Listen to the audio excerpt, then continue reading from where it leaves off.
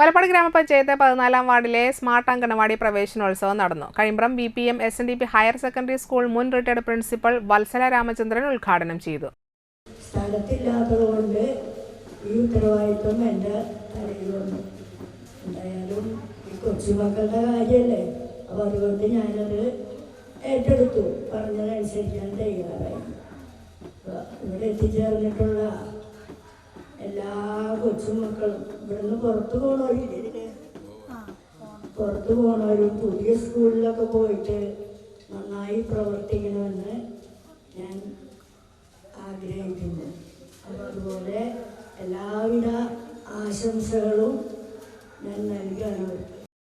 Ward member Fathima Saleem അധ്യക്ഷത വഹിച്ചു.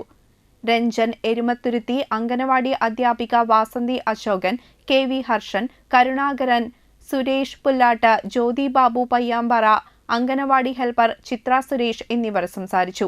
കുട്ടികൾക്ക് മധുരപലഹാരങ്ങളും സർട്ടിഫിക്കറ്റുകളും വിതരണം ചെയ്തു.